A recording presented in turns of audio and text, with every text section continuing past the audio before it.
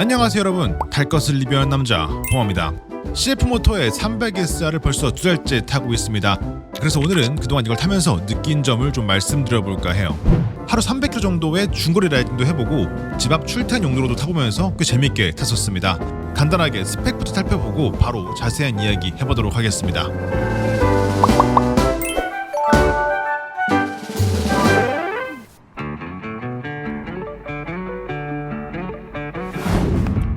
엔진은 단기통 수냉식 DOHC 엔진이 탑재되었습니다. 배기량은 292cc고요.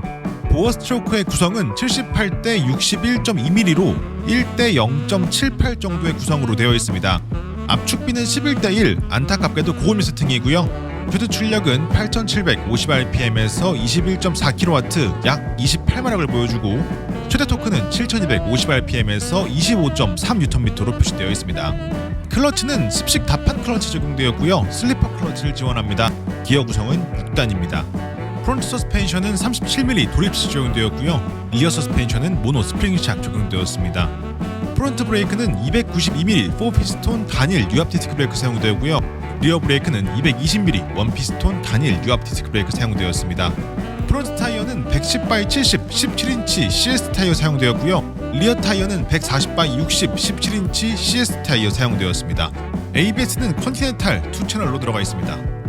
휠 베이스는 1360, 시트고는 780, 최소 지상고는 135mm, 공차 중량은 165kg, 연료 탱크는 12L입니다. 컬러는 오렌지, 블랙, 그레이 세 가지로 출시되었고 별도의 컬러 차지는 없습니다. 가격은 23년도 5월 기준 499만원입니다. 현재 바이크의 누적 주행거리는 약 1600km 정도 되고요. 비교 대상으로 가장 많이 거론되는 모델인 야마하 R3와의 비교 영상은 별도로 준비되어 있으니까 한번 보시면 좋을 것 같습니다. 오늘은 300SR 자체에 집중해보면서 장단점을 정리해보는 시간으로 진행해보겠습니다.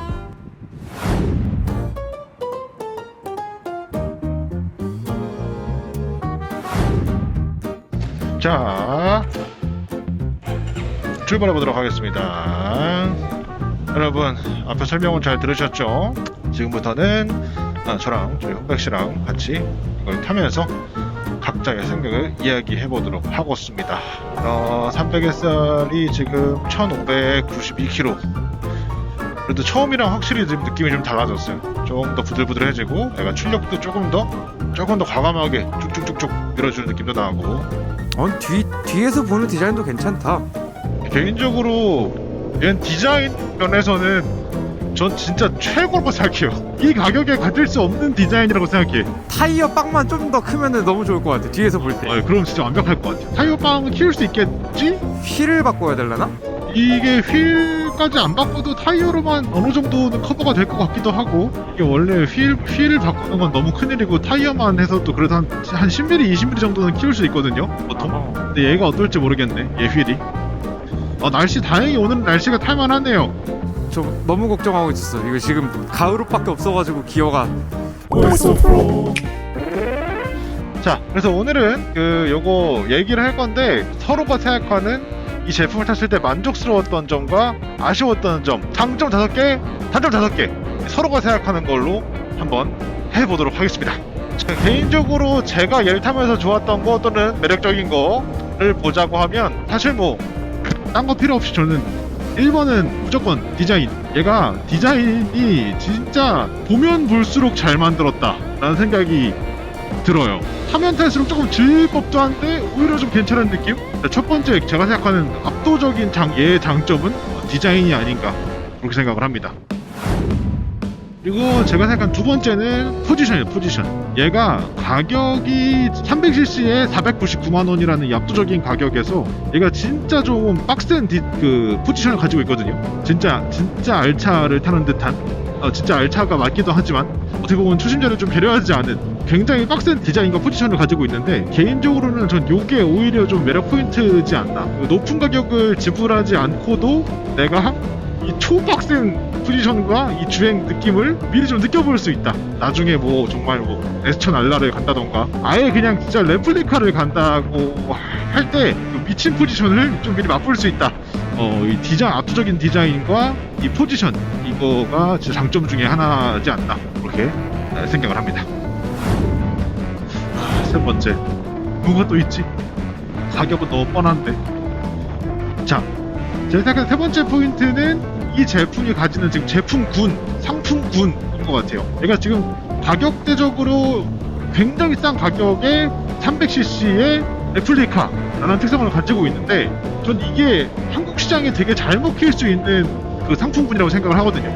아니 뭐 이거 한국 사람에 국한된 얘기는 아니고, 약간 그거 있잖아요. 사람이라는 게 폼생폼사라고 디자인과 이런 멋과 이런 것들이 사실은 가장 중요한 선택 요소가 될 수밖에 없거든요. 그런 면에서 봤을 때 일반적으로는 알차가 제일 예뻐 보이죠. 근데 알차들은 다 비싸. 그런 와중에 얘는 지금 300cc인데 499만원의 알차 디자인이다. 근데 심지어 그 알차 디자인이 예쁘다. 이런 포지션을 되게 잘 잡은 것 같아요. 그래서 특히 한국 시장에서 되게 잘 먹힐 수 있을 만한 그런 상품군이지 않나. 그래서 세 번째 장점은 이 상품의 포지션이라고 볼 수가 있겠습니다. 네 번째는 뭐냐? 네 번째 뭘까? 생각보다 어렵다. 5개가. 뭐 승차감이나 코너링이나 이런 거. 가격 대비 주행 성능. 이걸 해야겠다. 네, 자, 네 번째. 제가 생각한 네 번째의 장점은 가격 대비 주행 성능이 상당히 괜찮은 편이다. 이렇게 볼 수 있을 것 같아요. 얘가 의외로 주행 밸런스 면에서 사실 괜찮은 게 많습니다. 그 클러치, 슬리퍼 클러치가 적용이 되어 있어요. 이 가격대에 놀랍게도.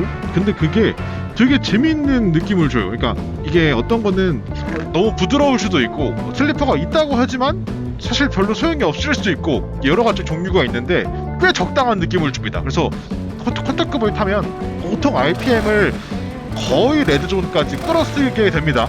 8,000, 9,000 뭐 진짜 얘가 만까지 겨우겨우 치니까 딱 그 정도까지 끝까지 쫙쫙쫙 올려치게 되는데, 그런 고RPM을 쓸 때도 이 슬리퍼 클러치가 굉장히 빠르게 착착착착 되게 맛있게 작동을 해줘요. 내가 바이크를 좀 어느 정도 좀 재밌게 갖고 논다 라는 마인드로 타도 얘가 의외로 잘 받아주고, 그러면서도 너무 심심하지 않게 되게 큰 장점일 것 같아요.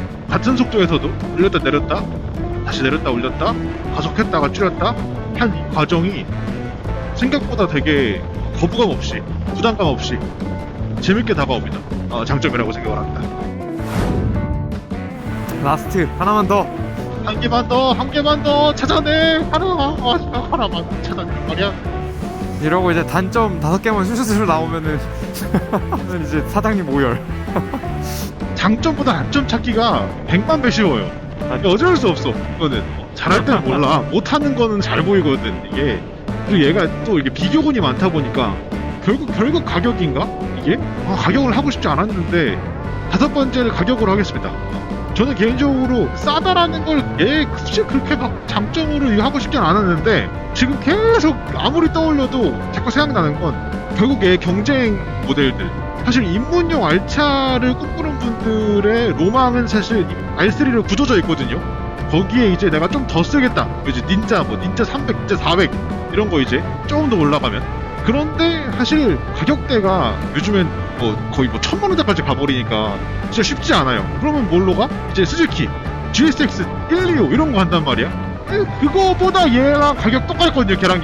그런 면에서 얘가 가격이 진짜 매력적인 것 같아요. 처음엔 오히려 약간 선입견이 있었던 것 같아요. 오히려 타보니까 이 정도면 괜찮지 않나 라는 생각을 자꾸 했던 그런 모델이라서 아마도 다른 분들도 비슷하시지 않을까라는 생각을 합니다.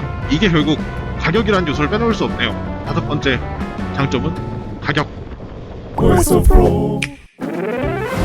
자, 이제 단점을 한번 해보도록 하겠습니다. 11km 남았으니까. 저한테도 얘를 사라고 했을 때 결국 가장 걱정되고 지갑이 안 열릴 것 같은 가장 첫 번째는 역시나 아직은 브랜드에 대한 인지도가 아닐까 싶습니다.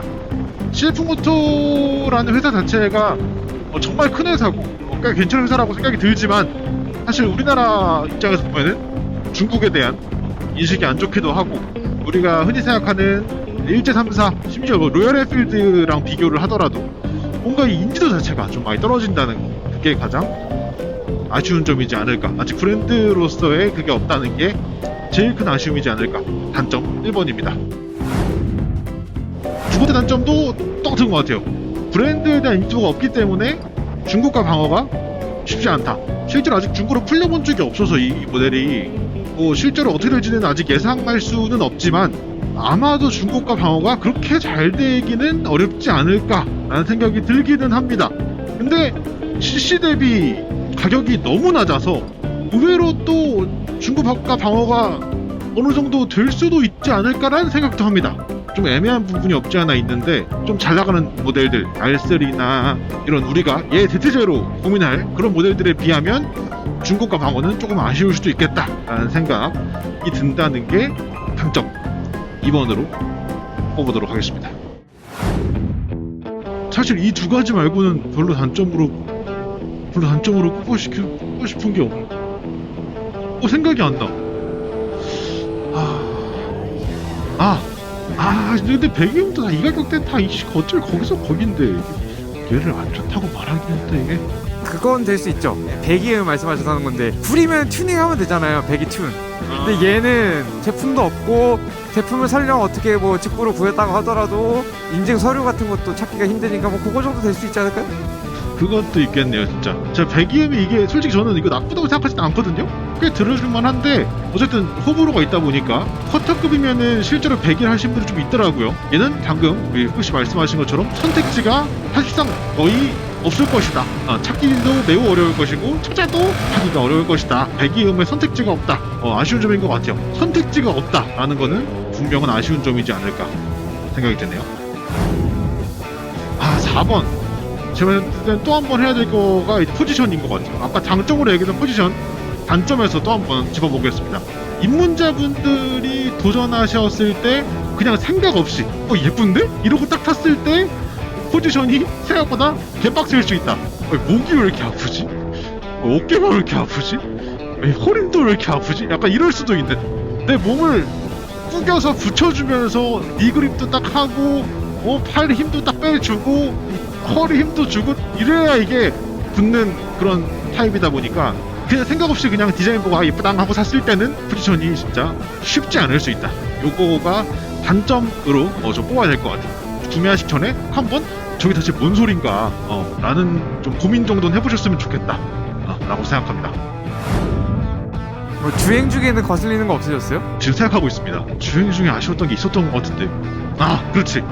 제가 이 차 타면서 가장 아쉬웠던 거 다른 건 다 필요 없습니다. 서스펜션 원가 절감이 좀 느껴진다는 거. 거기서 이게 사실 주행 중에 크게 거슬리거나 하진 않는데 내릴 때 얘가 갑자기 바이크가 쑥 올라오고 탈 때 쑥 내려가고 약간 이런 게 있어요. 좀 서스펜션이 예민하지 않다, 기민하지 못하다. 그래서 이거를 서스펜션이라고 하기 좀 그렇고 아무래도 느껴지는 이 원가 절감, 그게 조금 직접적으로 온다는 거. 너무 재밌다. 이게 이래서 타다 보면은 사실 아무것도 이게 다 잊혀져요. 근데 아까 타기 전에 딱 느껴지는 포인트로는 그 점이 아쉬운 점이다. 이렇게 하면 저는 개인적으로 장점, 단점 끝. 예.